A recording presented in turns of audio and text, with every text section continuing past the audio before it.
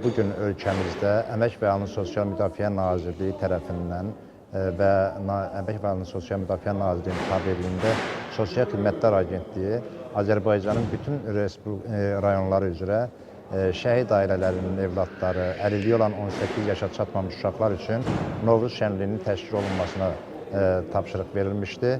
Bugün də biz Bakı şəhərində Sabunçu rayonunda Sosial Xidmətlər Agentliyinin sifarişi ilə bugünkü 100 nəfər əlilliyi olan uşaqların burada bayram şənliyini təşkil etməyə qərar vermişik.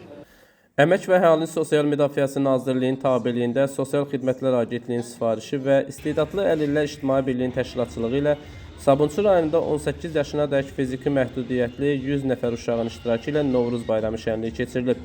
İlk olaraq dövlət himni səsləndirilib. Eyni zamanda şəhidlərimizin ruhuna hörmət əlaməti olaraq bir dəqiqələ sükutla yad edilib. Daha sonra İstedadlı Əlillər İctimai Birliyinin sədri Qubat Qasımov tədbir haqqında geniş məlumat verib. O, bildirib ki, tədbirin keçirilməsində məqsəd xüsusi qayğıya ehtiyac duyan uşaqların sosiallaşmasına, cəmiyyətə faydalı olaraq inteqrasiyasına və onların əylənərək milli bayramı birgə qeyd etmələrinə imkan yaratmaqdır.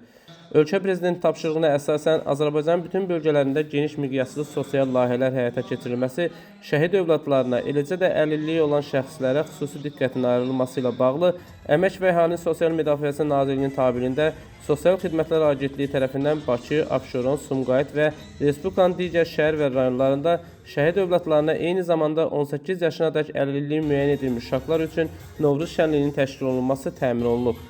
Dövlətin xüsusi uşaqlara qayğı və diqqəti hər zaman olduğu kimi, baharın gəlişini qeyd etdiyimiz Novruz bayramında da bizimlədir. Əlilliyi müəyyən edilmiş uşaqların cəmiyyətə faydalı vətəndaş olması İstedadlı Əlillər İctimai Birliyinin əsas məqsədidir.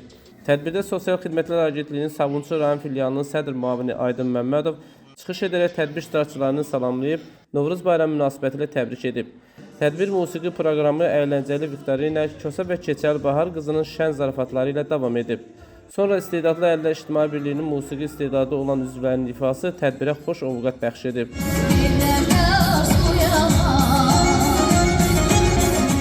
Sonda tədbirdə iştirak edən 120 nəfər 18 yaşına dək əlilliyi müəyyən olmuş uşaqlara Novruz hədiyyələri paylanılıb. Tədbirdə iştirak edən uşaqların valideynləri bu kimi tədbirlərin təşkil edilməsində Əmək və Əhalinin Sosial Müdafiəsinin tabeliyində Sosial Xidmətlər Agentliyinə minnətdarlıqlarını ifadə ediblər. Nizami Rəsulov xüsusi olaraq Dinas TV üçün.